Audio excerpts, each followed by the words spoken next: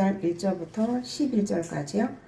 그리스도 예수의 종 바울과 디모데는 그리스도 예수 안에서 빌립보에 사는 모든 성도와 또는 감독들과 집사들에게 편지하노니, 하나님 우리 아버지와 주 예수 그리스도에게서 은혜와 평강이 너희에게 있을지어다. 내가 너희를 생각할 때마다 나의 하나님께 감사하며 간구할 때마다 너희 무리를 위하여 기쁨으로 항상 간구함은 첫날부터 이제까지 복음에서 너희 교제함을 인함이라. 너희 속에 착한 일을 시작하시니까 그리스도 예수의 날까지 이루실 줄을 우리가 확신하노라. 내가 너희 무리를 위하여 이와 같이 생각하는 것이 마땅하니 이는 너희가 내 마음에 있으며 나의 매임과 복음의 변명함과 확정함에 너희가 다 나와 함께 은혜에 참여한 자가 됨이라.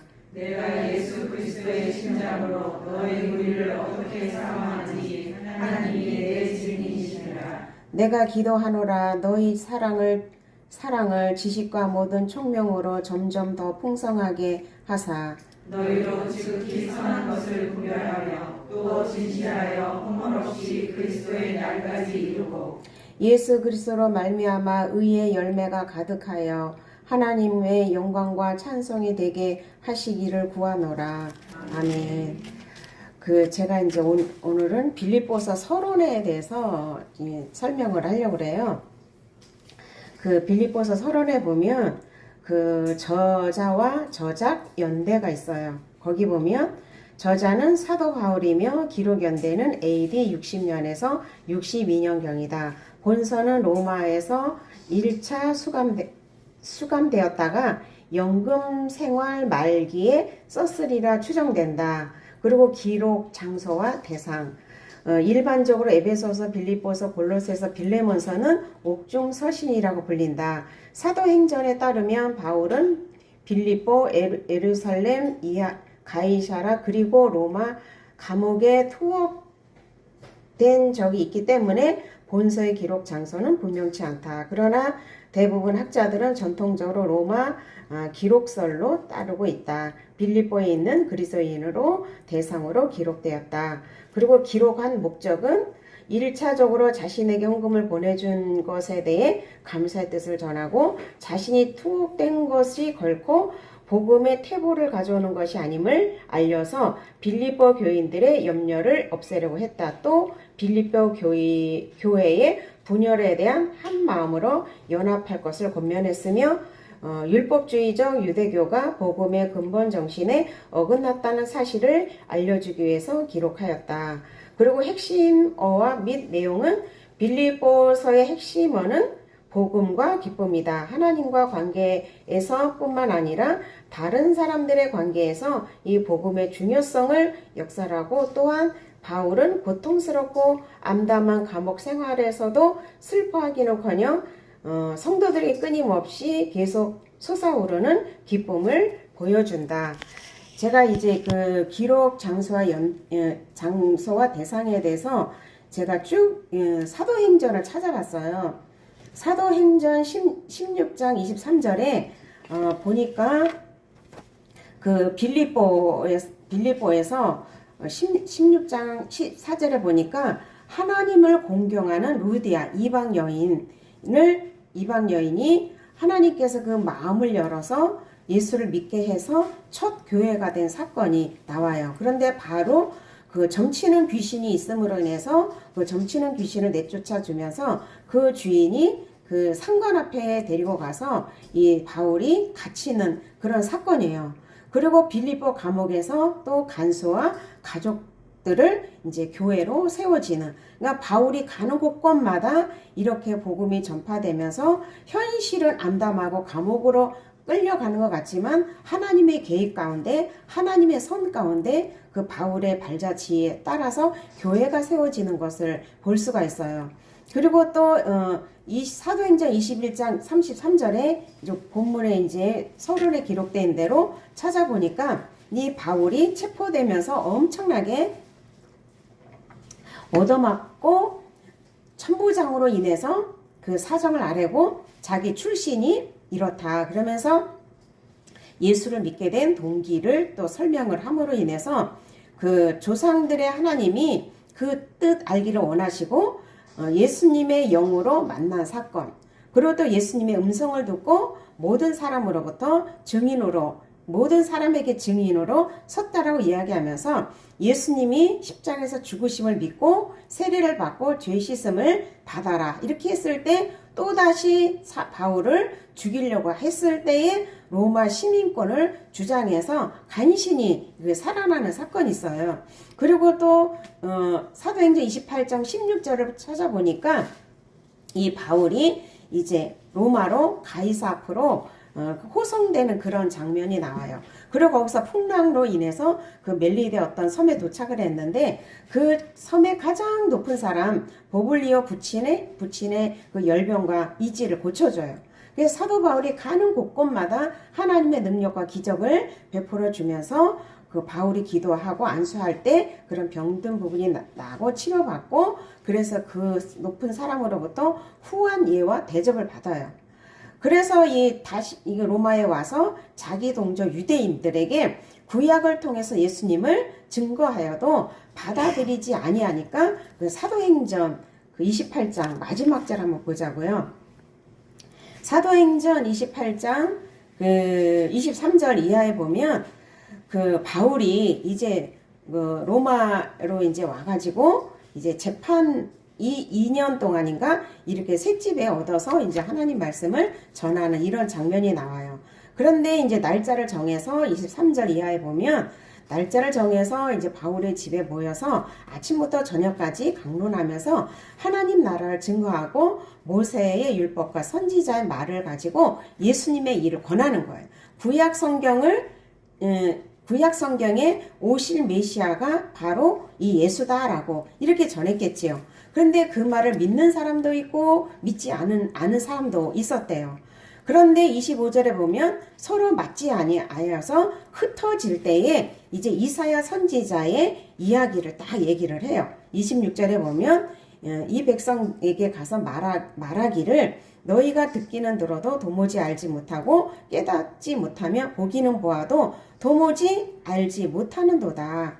그래서 그들의 완악함으로 인해서 이제 이방인에게로 28절에 보면 이제 이 하나님의 이 구원이 이방인에게로 보내준 줄 알라. 저희들은 또한 들으리라. 오히려 이방인이 듣는다고 이야기를 하고 있는 거예요.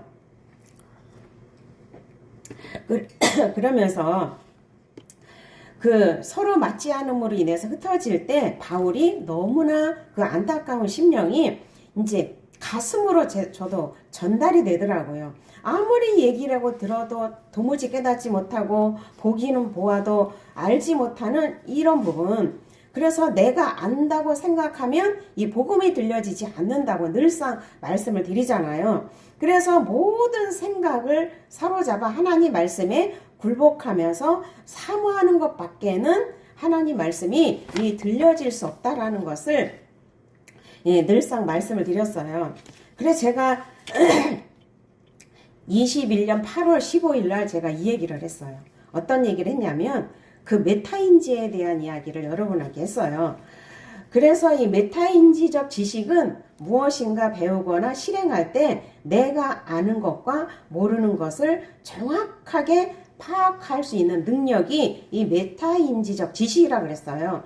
그래서 모르는 것을 아는 것으로 착각하기 때문에 아무리 복음을 들어도 이게 깨닫지를 못하고 눈은 보아도 보지 못하고 깨달아 알지를 못하는 이런 건 것 같아요. 그래서 모른다라고 자기 스스로가 인식을 해야만이 하나님께 구할 수도 있고 또 하나님의 성령도 일을 해주실 수가 있는 거예요. 그래서 제가 이제 그 얘기를 해드렸어요. 이 저자가 주장하는 핵심 내용이 무엇인지 생각해보고 이를 글로 정리해서 자신의 감성과 비판적인 생각을 기록하고 다른 사람에게 그 말로 설명하거나 혹은 발표하는 이 활동들이 출력이라 그래요. 그래서 출력을 위해서 독서하는 것이 빠르게 성장하는 독서법이다. 그리고 확실하게 이해해야 출력할 수 있다. 출력할 수 있는 지식만이 진짜 내 지식이다. 그래서 계속 반복 복습하고 훈련하는 것이 다시 듣고 보고 생각하기.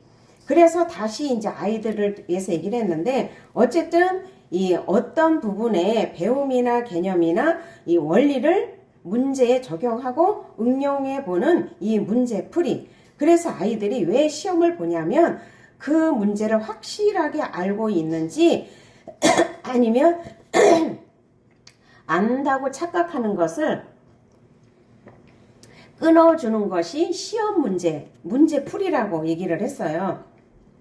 그래서 우리도 이 복음도 마찬가지예요. 복음도 안다고 생각하는 착각을 끊어주기 위해서 어떤 상황에 환란이 닥쳤을 때에 그 말씀이 내 실제 삶에 응용이 되나 안 되나, 이걸 보면 정말 내가 확실하게 알고 있는지 아닌지 알겠지요. 그래서 하나님은 모든 시간과 환경과 이 관계를 통해서 아주 탁월하게 하나님의 사람으로 이 만들어가는 과정이 있다는 거예요. 그래서 하나님의 수업의 본질은 탁월함과 겸손함이라는 거. 이 겸손함을 배우는 게 뭐냐면 하나님의 절대 의존하고 절대 주권을 인정하는 것을 배우는 거. 제가 21년 8월 15일에 이 얘기를 적어놓은 걸 여러분에게 읽어드렸어요. 기억이 나시나요? 기억이 나요? 대충 기억은 나시겠죠. 제가 요번에 우리 장로님하고 쉴 겸 3박 4일 어떤 분의 이제 소개로 인해서 그 숙소에서 이제 3박 4일 동안 편히 쉬고 왔는데, 제가 거기서 정말 너무 놀라운 사실을 발견을 했어요. 뭐냐면 아주 숙소가 해 돋는 것보다 해 돋는 것이 일몰이 나오는 그런 장면인데, 한 5시쯤에 이제 훤한 거야. 날이 훤해서 베란다에 나가서 있는데 그때까지 해가 떠오르지 않았어요. 그래서 한참 기도하다 보니까 해가 떠오르는데 해가 처음에 빨개요. 그 수평선에서 해가 빨간 거예요. 그래서 어느 정도 떠오르다 보니까 노란빛으로 이렇게 점점 변해지더라고요. 그러더니 노란빛이 조금 빨간 것이 점점 사그러지면서 노란빛이 절반 되면서 이제 희미해지면서 저는 그런 해를 처음 봤어요. 이 해를 보는데 이 해가 빨간빛, 노란빛만이 아니더라고요. 이 해가 보랏빛에다가 파란빛에다가 노란색에다가 초록만 없어요. 초록색만. 그리고 약간 이게 노을로 인해서 핑크도 있고 초록색만 없이 그 해가 너무 내가 넋을 놓고 내가 이거 착시현상인가? 내가 잘못 보나? 그래서 우리 장로님 얼른 불렀어요. 여보 빨리 해 좀 보라고. 그래서 보니까 우리 장로님도 동일하게 보인 거예요. 그래서 그 해를 바라보면서 이 해 안에 거기서 뭘 발견했냐면 하나님의 다양성. 이 해 안에서도 이렇게 하나님의 다양성, 이 색깔이 이렇게 갖가지로 있다라는 사실을 저는 처음 경험을 했어요. 그래서 제가 옛날에도 하나님의 다양성에 대해서 여러분에게 설명을 했어요. 그래서 우리가 얼굴이 다 각각 다르고 성격도 다르고 다 다르잖아요. 이 다름 속에 이 조화를 이루어가는 이것이 그 둥근 해 안에 꽉 차 있는 이걸 본 거예요. 그래서 우리가 알고 있는 이 해는 노란빛이다, 하얀빛이다 이렇게 생각하잖아요. 거기에 남색, 보라색, 빨강색 이게 있는지 경험해 보지 않는 사람은 그냥 노랑이야, 아니면 투명색이야 이렇게 설명을 할 거란 말이에요. 자기가 경험하고 보고 듣고 아는 대로. 그래서 이거를 보면서 이 다양성에 대해, 하나님의 다양성에 대해서 생각을 하고 묵상을 해봤어요. 그러니까 각 사람마다 성품이 다르고 출신 배경도 다르고 모든 게 세계 민족들이 다 다르잖아요. 이 다른 민족에게 똑같은 방법으로 하나님 일하시지 않을 거구나. 다양하게 그 사람이 알아듣도록 깨닫도록 하나님은 이끌어 가시겠구나. 그래서 이 복음의 다양성에 대해서 제가 거기서 깨달은 거예요. 그래서 내가 알고 있는 것이 정말 다라고 생각하고 더 이상 알려고 하지도 아니하고 더 이상 다른 사람의 이야기도 듣지 아니하면 자기가 알고 있는 이 지식에만 머무를 수 있겠구나. 그래서 하나님은 다양한 방법으로 우리에게 다가와서 이렇게 조화를 이루게 하는 것이 이게 하나님의 방법이고, 하나님이 또 이 땅을 보존하고 유지하고 하나님의 백성들도 보존하고 유지하는 하나님의 어떤 치리하시는 어떤 은혜인가 이런 것이 그냥 알아지더라고요. 그래서 어쨌든 요번에는 좀 마음을 먹고 우리 남편하고 같이 2주 정도는 저는 계획을 했어요. 2주 정도 계획을 하면서 이제 거기서 숙소에서 푹 쉬고 또 이제 또 기도할 문제가 있어서 기도원에도 가고, 그러니까 우리 장로님이 버틸 것 같지 않아서 나만 기도원에 떨어뜨려 놓고 당신은 먼저 가든지 그러라. 근데 이제 일정이 바뀌어서 이제 목요일 날 밤에 어쨌든 목요일 날 이제 올라오게 됐거든요. 그러면서 이제 여러 가지 이제 생각을 하면서 마음의 정리도 하고 이러면서 올라왔는데 어쨌든 밤늦게 11시 넘어서 카톡이 온 거예요. 11시 18분에 카톡이 왔어요. 목사님, 내 감동이 식기 전에 목사님한테 말씀드리고 싶어요.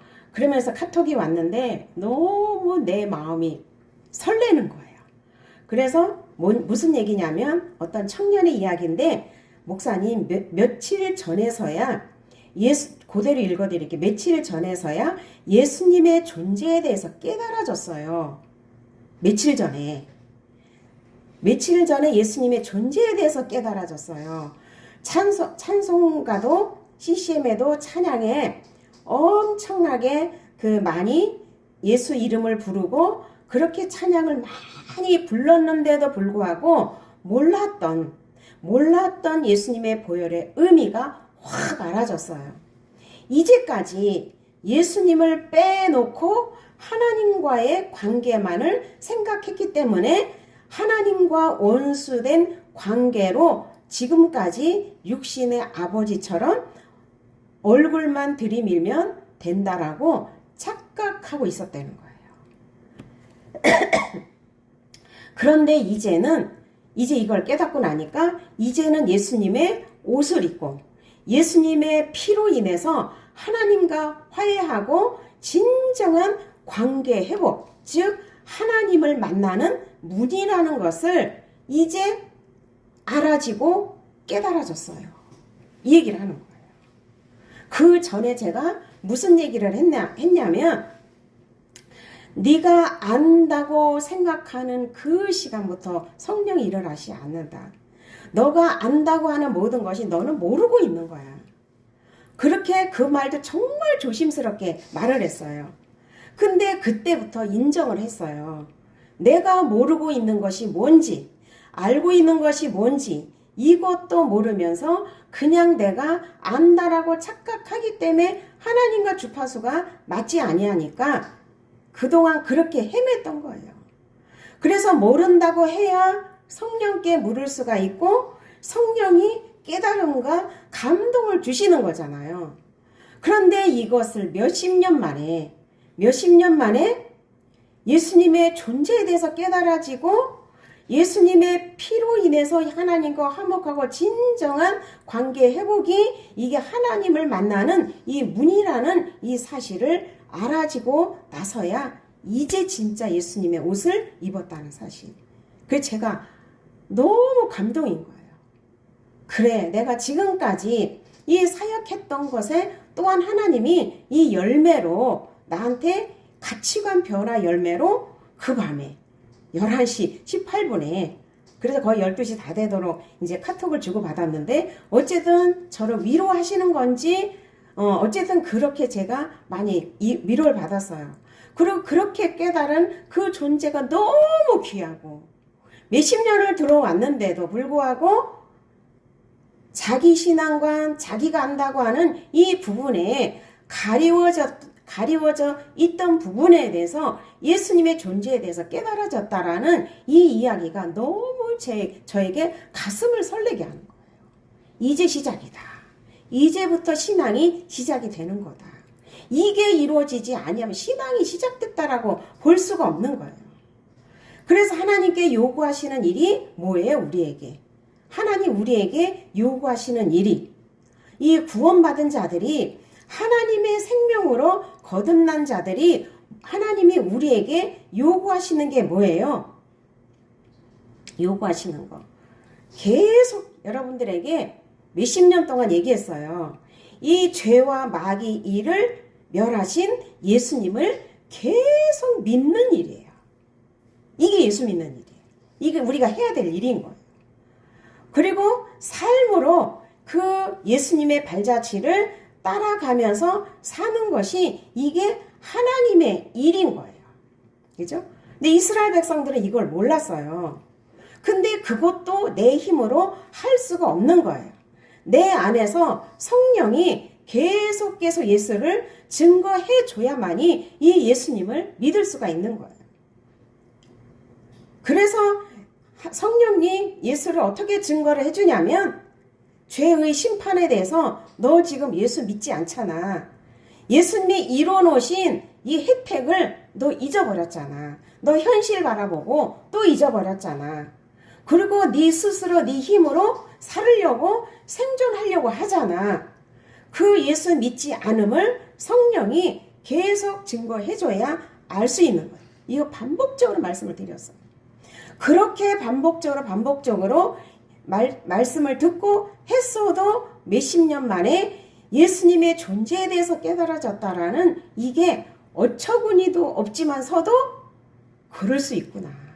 내 것이 가려지고 모른다라고 알 수 없다라고 나는 모른다고 하지 않는 이상 성령 하나님이 이 부분에서 아무리 이야기를 해줘도 들을 수가 없구나. 사도행전에 눈이 감기고 고침을 받을까봐 사단의 술책에 넘어간 이 사실을 또 보는 거예요. 그래서 그렇게 예수님을 증거를 해주시면 그 삶은 성령과 함께 살아내는 삶이에요. 이 살아낸 결과를 우리는 선전을 하는 거예요. 그것이 하나님께 영광 돌리는 것이고 그것이 하나님의 뜻을 이루는 것이고 그 하나님의 뜻을 이루어서 나타나는 결과물이 하나님의 나라를 완성해 가는 것이에요. 그것이 예수님을 믿는 이 믿음을 발휘하는 삶이라는 사실이에요.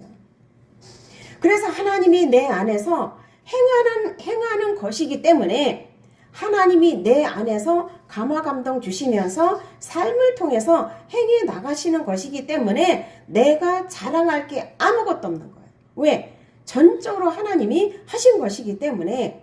그래서 이 사실을 어떤 사람은 잘 살아내고 어떤 사람은 못 살아내는 것은 복음을 각 사람이 얼마만큼 이 복음의 진리를 각 사람이 얼마만큼 이해하고 경험하는 거에 따라서 달라진다는 거예요. 그래서 반복해서 들어야 되는 거예요. 반복해서. 지식으로만 아는 것이 아니라 실제 삶에서 적용해봐야지 이게 내 것이 될 수가 있는 거예요.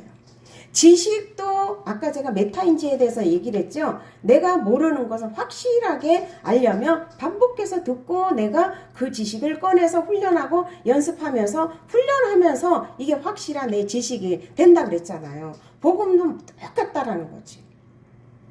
그래서 이 복음의 진실을 얼마만큼 이해하고 경험되어지느냐에 따라서 달라지는 거예요. 그래서 지식으로만 아는 것이 아니라 실제 삶에 적용해 보지 아니하면 그냥 지식과 지성으로 아는 것에 그친다는 거예요. 그래 진짜 내가 아는 것은 실제 삶에서 경험을 통해서만이 진짜 알았다라고 이야기를 하는 거예요.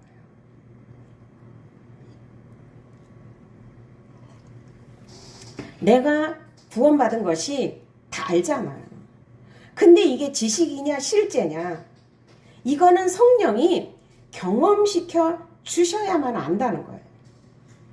그래서 실제로 이거를 경험시켜 주시면 실제로 살아내는 자가, 실제로 그 말씀대로 살아내는 자가 교회 공동체에 모여서 확인하기 때문에 이게 거룩한 공동체요, 서로 교통하는 것이기 때문에 모이는 거예요.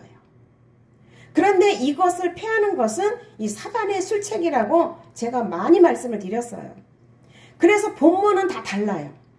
본문은 다른데 항상 같은 내용, 같은 주제인 거예요. 그래서 반복해서 어떤 사람은 지식으로만 알게 되면 똑같은 얘기 또 반복해서 또 들어야 되네. 내용은 똑같잖아. 주제는 다르고 본문이 다른데 왜 똑같은 내용, 같은 주제로 끌고 가는 거야? 이렇게 할 수가 있다는 거예요. 그런데 예수 그리스도나 십자가나 하나님의 나라를 내가 복음의 깊이를 이해하는 만큼 들린다는 거예요. 그래서 이 복음은 하나님의 나라의 진리, 십자가, 예수님은 이것이 영혼의 양식이기 때문에 계속 반복해서 듣고 들어도 거기에서 세포 분열과 또 거기에서 깨달음과 확장됨이 계속 나타나는 거예요. 근데 이것이 실증나고 똑같은 목사님 맨날 똑같은 얘기하네. 본문은 다른데 늘 같은 내용, 같은 주제로 이야기를 하네. 이러면 영혼이 병든 거예요. 별미를 먹고 싶은 거예요. 좀 색다른 거, 좀 쌈박한 거, 그동안 안 들었던 거, 이것만 들려가는 거예요. 제가 처음에 이 진리를 제대로 알지 못했을 때 어떤 분이 목사님 2번만 반복하면 식상하다고 해가지고 엄청나게 그 부분에 대해서 새로운 것을 알려고 엄청나게 세미나도 쫓아다녔는데 결국 하나더라고요. 그래서 그때부터 많은 목사님들이 이 복음의 진리가 없다는 걸 발견하고 나에게 특별한 은혜를 주셨다는 사실을 그때 알게 되었어요. 근데 맨날 똑같은 얘기. 성경 66권 다 똑같은 얘기예요. 오실 메시아, 다시 오실 메시아. 신구약 성경 통틀어서 예수님의 이야기인 거예요. 그죠? 그래서 예수님의 이야기를 빼놓고 설교를 할 수가 없는 거예요. 주님이 원하시는 설교는 계속 예수를 증거하는 설교. 그렇죠? 그래서 뜻이 하늘에서 이룬 것 같이 땅에서 이루어지다 하잖아요. 이게 하나님의 뜻이 뭐라 그랬어요? 우리 마음에 하나님의 나라가 임하는 거라 그랬죠. 그래서 우리 마음에 하나님의 나라가 임하는 것이 성령이 내 안에서 성전 삼고 나를 통치하고 다스려 나가시는 것이 이게 하나님의 나라인 거예요. 이 하나님의 나라를 세우기 위해서 우리 각각 하나님의 나라를 세우기 위해서 예수님이 십자가에 죽으신 거잖아요. 그 하나님의 엄청난 크신 그 사랑이 예수님의 십자가 능력으로 우리 안에 성전 삼고 성령이 들어와 계신 거예요.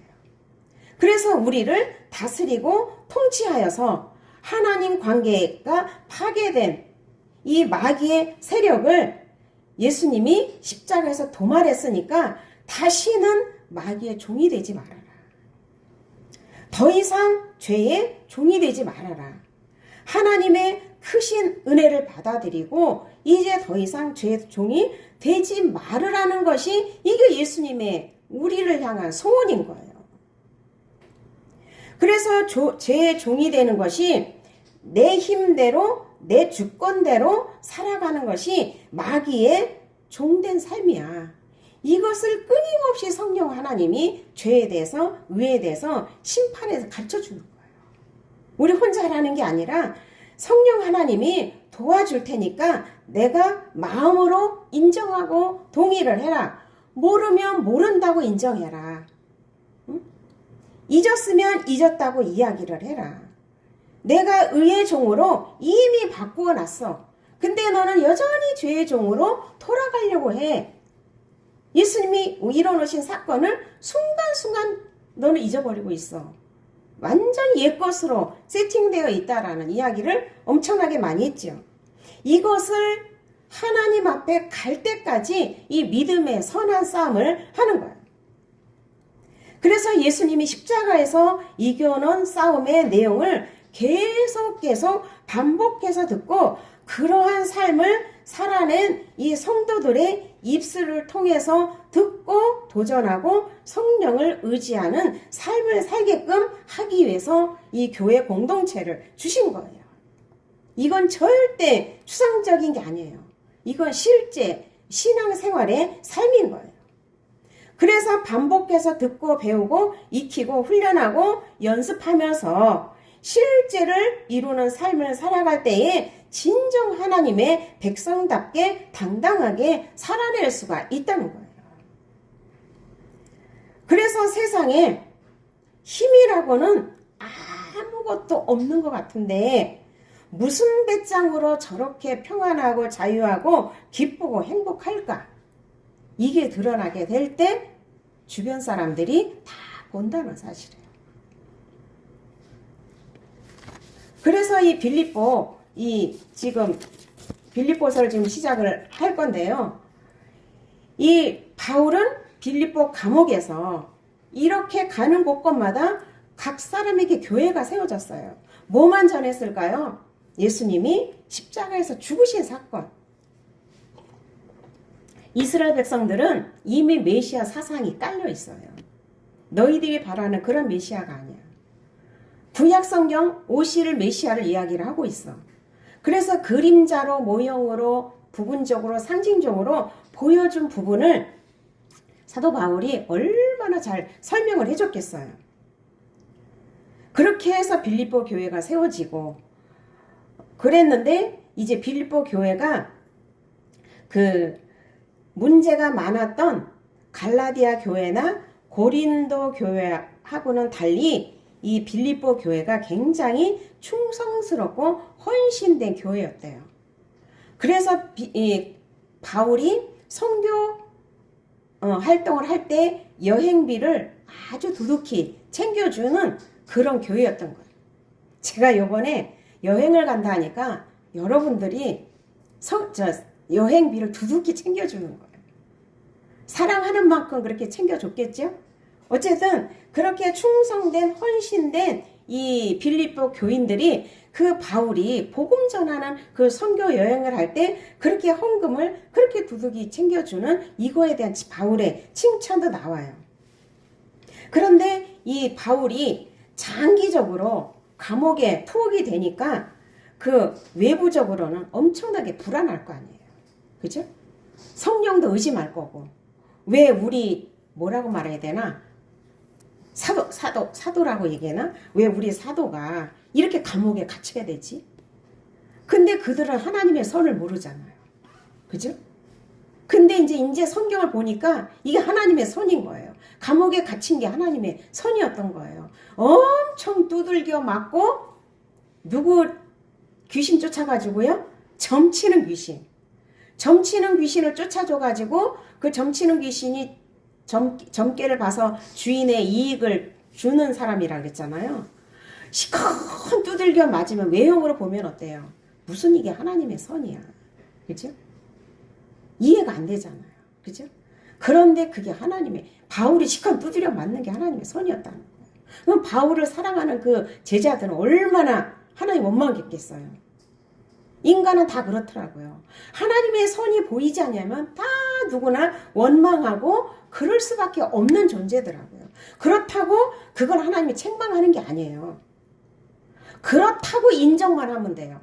책망하시는 게 아니라 그렇다고 인정을 안 하는 게 문제지 나는 이렇게 원망하고 이렇게 이럴 수밖에 없는 존재라고 나의 부족함, 연약함을 고백하는 게 하나님 앞에 올바른 응답하는 거예요. 너는 그럴 수밖에 없는 존재야. 내가 믿음 주지 않고 내가 성령의 감화 감동 주지 아니하면 너는 불안, 초조, 외적인 환난에서 너는 그럴 수밖에 없는 존재야 라는 거를 이야기를 하고 있는 거예요.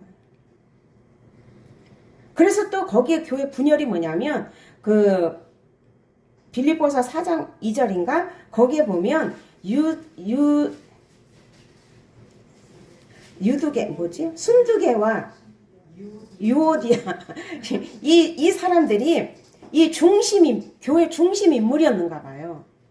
그러니 중심 인물이 또 한마디 하면 얼마나 교회 분열을 야기시킬 거예요. 그러니까 바울이 호소하는 게 뭐냐면 그리스도 예수 안에서 한 형제 지체라는 것을 생각을 해라. 그래서 화합과 일치를 호소해요. 화합과 일치를. 교회는 나누고 분열되는 게 아니다. 마귀는 어떻게든지 분열되고 나누게 만드는 것이 이게 사단의 술책인 거예요. 근데 만약에 그런 일이 있다면 나를 돌아다 봐야 돼요. 왜 내가 이렇게 화가 나고 이렇게 분노가 일어나나? 왜 이런 부분에 내 뜻이 이게 이루어지지 않음으로 인해서 이런 일이 있나? 그래서 하나님 앞에 늘상 우리 교회에서 이야기하는 게 상한 감정을 갖고 기도를 하면 하나님 응답이 없어요. 상한 감정을 가지고 어떤 기도를 해도 응답이 없어요. 그런데 이 상한 감정은 이미 사단한테 잡힌 거예요. 원망이나 불평이나 분노는 이미 사단한테 잡힌 감정이에요. 그래서 사단한테 잡힌 이 감정을 하나님께 토해 놓는 거예요. 먹은 거를 토해 놓을 때 하나님의 성령께서 그때 위로와 그때 하나님이 응답을 해주시는 거예요. 이걸 우리 끊임없이 들어왔잖아요. 그렇죠? 그래서 바울도 아마 얼마나 이 감옥에서 그 빌립보 교인들이 정말 충성되고 이런 자들이 다시 빌립보로 돌아와서 그 3절에 보니까 내가 너희를 생각할 때마다 나의 하나님께 감사하며 얼마나 믿음으로 충성되게 너희들이 달려왔냐. 근데 사단의 술책에 넘어가서 이렇게 분열이 돼야 되겠냐? 이걸 이야기하는 거예요. 그래서 간구할 때마다 너희 무리를 위하여 기쁨으로 항상 간구함은 첫날부터 이제까지 복음에서 너희가 교제함을 인함이라. 성도가 서로 교통함으로 인해서 성령이 이 복음 전함을 아까도 얘기했죠. 본인이 하나님 말씀을 통해서 살아낸 이 모든 결과물을 통해서 이 복음이 전달이 돼야 된다는 거. 그래서 너희 속에 착한 일을 시작하시니가 그리스도 예수의 날까지 이루실 일을 우리가 확신하노라. 그러니까 우리가 이 복음적인 삶을 살아내야만이 진정한 복음을 전할 수가 있잖아요. 그래서 이 7절에도 보니까 내가 너희 무리를 위하여 이와 같이 생각하는 것이 마땅하니 이는 너희가 내 마음에 있으며 나의 매임과 복음을 변명함과 확정함에 너희가 다 나와 함께 은혜 참여한 자가 됨이라.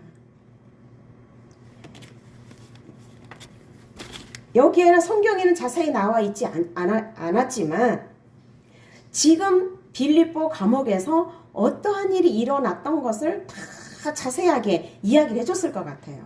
그렇죠? 우리가 무슨 일이 있으면 이 친밀한 관계는 속 비밀 얘기까지 다 하잖아요. 그죠? 그런 것처럼 이 빌립보 교인들에게 지금 환경적으로는 감옥에 gat혀서 매여서 좀 외부적으로 굉장히 불안한 거예요. 이 교회가 세워질까? 든든하게 세워질까? 수장이 없어졌으니까. 그럴 수도 있다라는 거지요. 여기에는 그게 나와 있지 않지만 그러나 너희들과 같이 이 예수님의 은혜에 참여한 자가 되지 않냐. 그러니까 내가 예수님의 심장으로 무리를 어떻게 삼아하는지 하나님이 내 증인이다. 예수님의 피를 나눈 형제는 혈연보다 더 강한 거예요. 예수님의 피로 한 형제가 된 자. 그럼 왜 내가 이거를 또 제가 생각을 해봤냐면 이 혈연지간은 한계가 있더라고요. 이해하고 용납하고 용서하는 게 한계가 있더라고요. 혈연지간. 그런데 이 예수님의 피로 나눈 혈연 공동체, 예수 피의 혈연 공동체는 왜 이해하고 용납하고 한계를 뛰어넘냐면 성령 하나님이 계시기 때문에 한계가 없어요. 성령 하나님이 알게 하시고 깨닫게 해주시고 돌이키시면 이게 하나가 되는 거예요. 화합이 되는 거예요. 용납이 되고 용서가 되는 거예요. 그런데 육신의 혈연은 아무리 이해하려 해도 이게 성령이 안 계시기 때문에 한계가 있어요. 그냥 덮어두고 좋은 게 좋다고 넘어가는 거지 이게 해결되는 게 아니더라고요. 제가 요번에 우리 장로님하고 이제 여행을 하면서 많은 이야기를 나눴어요. 근데 요번에 46년 만에 처음으로 모든 일정을 나에게 맞춘대요. 내가 하자는 대로. 그러니까 트러블이 없고 정말 내가 46년 만에 정말 남편다움의 남편답을 내가 느끼고 정말 남편이 내 옆에 있으므로 이렇게 든든한 짝이고 든든한 지원군이라는 사실을 요번에 깨달은 거예요. 그래서 옛날 어른들이 자식들 다 키워봐야 소용없다. 부부가 최고다. 이 얘기를 왜 했는지 겪어보니까 알겠더라는 거예요. 그렇나요? 지금 여기에서 내가 나이가 제일 많죠.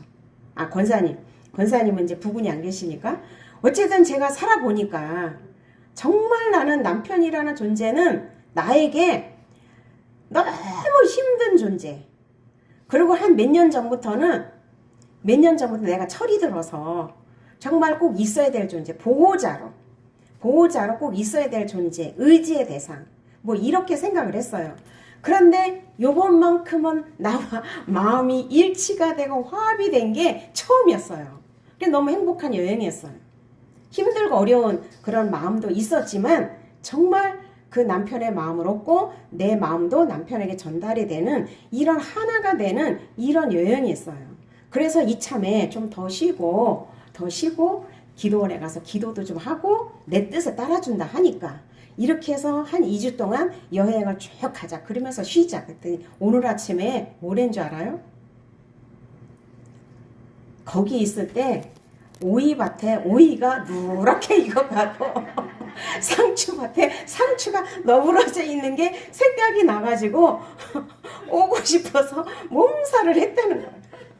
그래서 오늘 아침에 오자마자 밭에 가가지고 오이 이만큼, 호박 이만큼 다 가지고 온 거예요. 그래서 제가 이제 얘기를 했어요. 이제부터 우리 이제 그리고 또 이제 두 부부가 이제 사진을 각자 찍어줬어요. 그런데 사진을 찍고 얼마나 내가 화들짝 놀랐는지 몰라요. 그 사진에 늙은 모습이 적나라하게 드러나잖아요.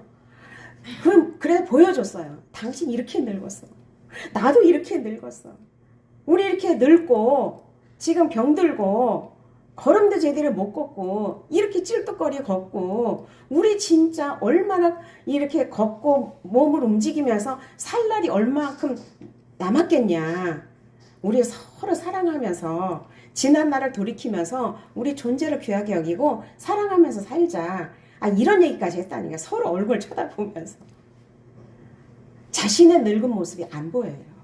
이 마음은 정신은 늙지를 않기 때문에 평생 건강하게 오래 살 것 같죠. 그래서 항상 죽음을 생각하고 사후가 어떻게 될 것인가 늘 이렇게 생각하면 겸손해질 수가 있어요. 욕심을 부리지 않게 되고 내려놓게 돼 있어요. 근데 욕심을 왜 부려요? 더 오래 살려고 뭔가 가지려고 할 때 욕심을 부리잖아요. 근데 죽음을 생각하고 주님 앞에 갈 날을 준비하는 그런 마음을 갖게 되면 욕심도 내려놓게 되고 뭐 다른 게 없어져요. 욕구가 없어져요.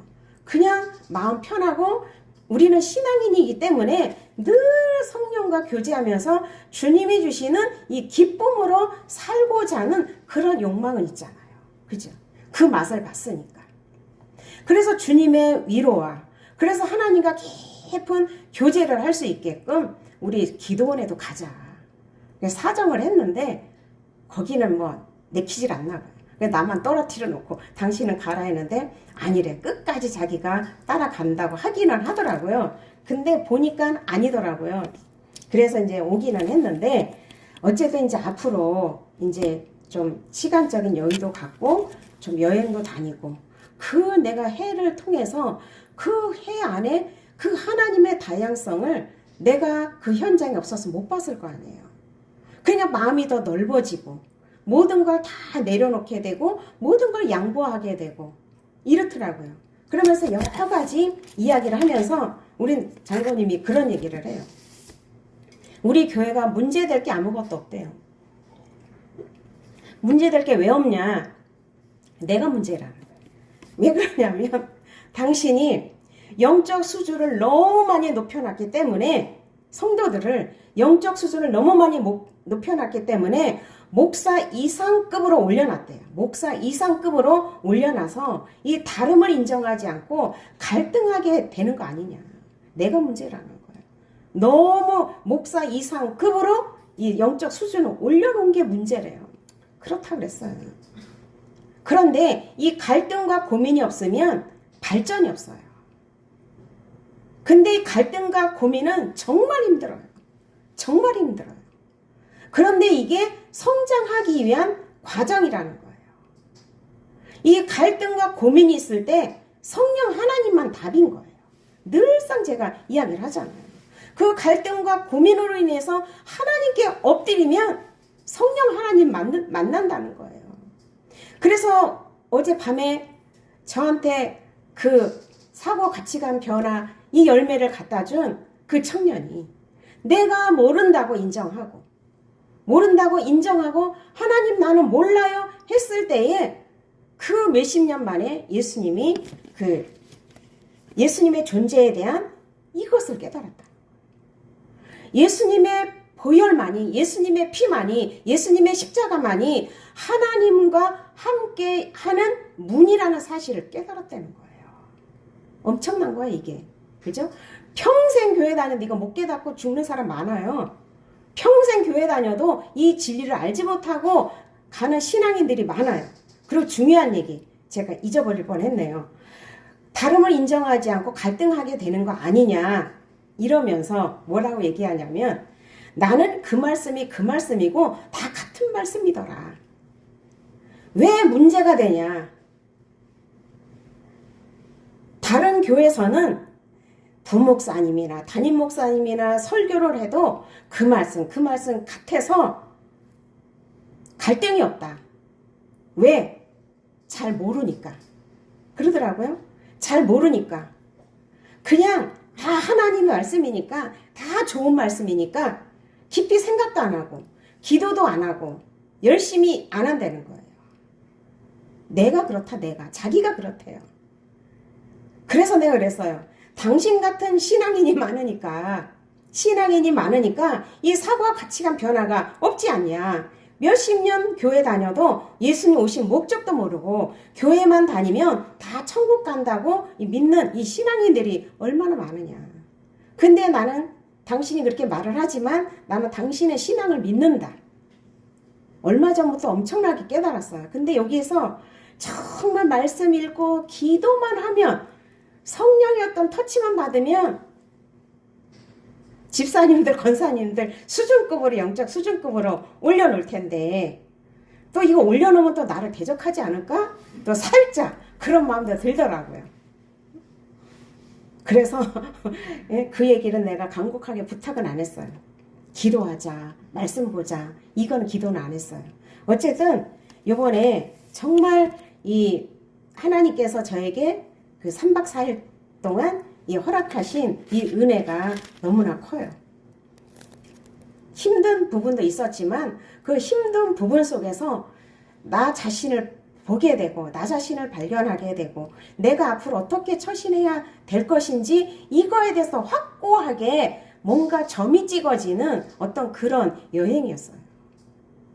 그래서 제가 이 빌립보서를 통해서 정말 바울의 심정을 얼마만큼 녹여낼지는 모르겠어요. 그죠? 이 하나님의 마음, 예수님의 마음을 얼마만큼 이 빌립보서 말씀을 통해서 녹여낼지는 모르겠지만 오직 성령만이 답이라는 사실. 그죠?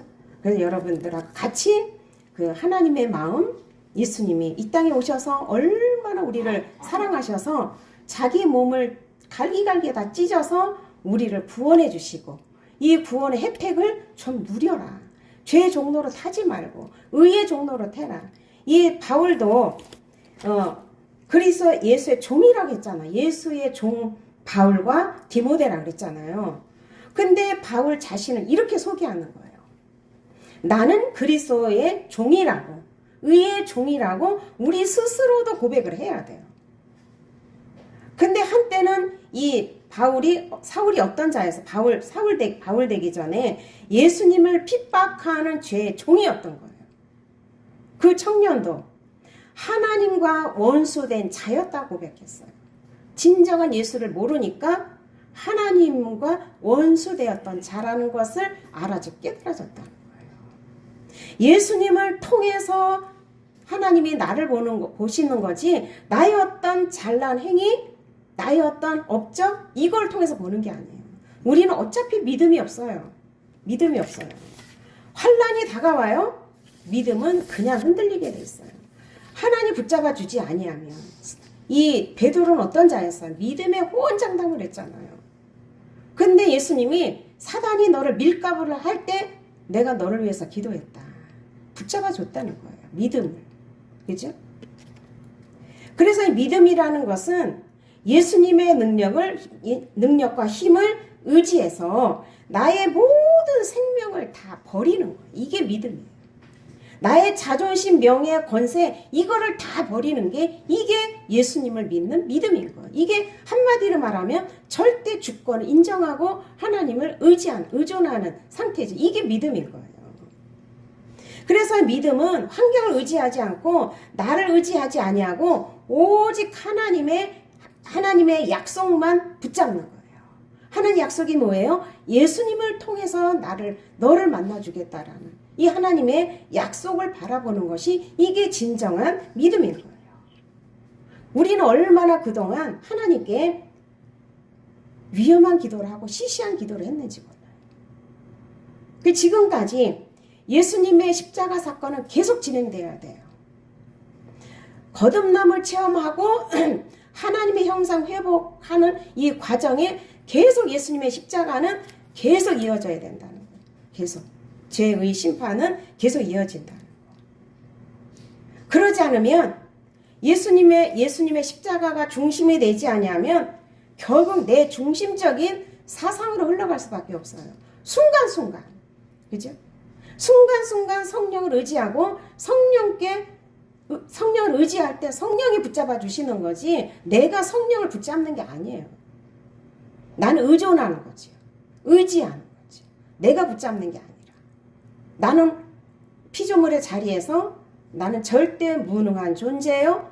타락된 존재예요. 하나님의 은혜 없이는 살 수 없는 존재예요. 예수님의 십자가 은혜를 계속 부어주세요라고 이렇게 주님께 고백하는 것밖에는 방법이 없는 거예요. 저도 어떤 환경에 부딪히면요. 나 자신을 깊이 내 양심을 들여다보면요. 믿음 1도 없더라고요. 믿음 1도 없더라고요. 나는 믿음 있어? 믿음 있어? 환란의 바람 불어봐봐요. 두려워요. 예수님이 왜 풍랑 가운데 그 환경을 허락하셨을까요? 예수님을 통해서 엄청나게 기적도 보고 메시아라는 것도 알았어요. 근데 풍랑이니까 죽을 것 같으니까 어떻게 했어요? 불안하여 두려워 떨었죠. 그럴 때 예수님 뭐라 해요? 왜 두려워하느냐? 인간은 두려워할 수밖에 없어요. 그래서 하나님을 의지하게 되고 성령님을 의지하게 되는 거예요. 의지하게 되면 그 두려움은 사라져요. 내가 아무리 두려움이 없어라 얘기해도 뭐죠 이거 주문을 외워도 되는 게 아니에요. 믿습니다. 옛날에는요 얼마나 내가 착각적으로 그렇게 배웠으니까 믿습니다 1000번을 하면 믿음이 온대요. 그리고 주기도문 1000번을 하면 소원이 이루어진대. 그렇게 맹목적인 신앙도 있었어요 예전에. 근데 진리를 알고 보니까 너무 정확하게 명확하게 성경에 다 기록돼 있어요. 성경을 상고하지 않으니까 그런 맹목적인 신앙으로 무지한 신앙으로 갈 수밖에 없는 거예요. 그래서 오늘 말씀을 기억하면서 정말 지금까지 제가 말씀드린 거를 다시 곰곰이 생각하면 정말 내 영혼의 양식이 더 풍성하게 주어지게 돼요. 영혼의 양식이 풍성하게 주어지면 이 육신의 어떤 무슨 문제든지 성령 하나님이 지혜 주시고 명절 주시고 해주심으로 인해서 다 해결될 수 있다는 얼마나 감사해요. 이 성경이 답인 거예요. 성령 하나님이 답인 거예요. 성령 하나님은 항상 말씀을 갖고 이끌어 주셔요. 기록된 말씀. 그래서 말씀과 성령 하나님의 은혜를 받아 기도해야 돼요. 그래서 말씀과 기도가 균형이 잡혀야 된다고 늘상 말씀을 드리는 거잖아요. 이 균형이 없으면 치우쳐요. 기도만 하면 은사로 치우치고 말씀만 읽으면 머리 신앙만 지식적인 신앙으로 치우쳐요. 그래서 늘상 여러분에게 말씀드리는 것이 이 기도와 말씀이 늘 균형을 이루라고. 그랬더니 우리 장로님이 뭐라 그런 줄 알아요? 3초 기도라나? 하나님 아시지요? 하고 하나님 말씀 읽는데 3분 동안 3초 동안 1분 기도. 그게 균형 잡힌 거래요. 얼마나 맞나요? 그게 균형인가요? 아니 그렇게 얘기하더라니까요. 물어보셔요. 그렇게 하나하나. 그게 아니라 정말 예수님의 그 은혜를 생각해서 십자가를 생각하고 내 모든 삶에 어떤 문제를 놓고 그 기도하면서 하나님 말씀을 이런 상황에서 어떻게 말씀하시나 이렇게 상고하면서 균형을 잡아가라는 거예요. 말씀을 기억하면서 기도하는 시간 갖도록 하겠습니다. 주님의 이름 한번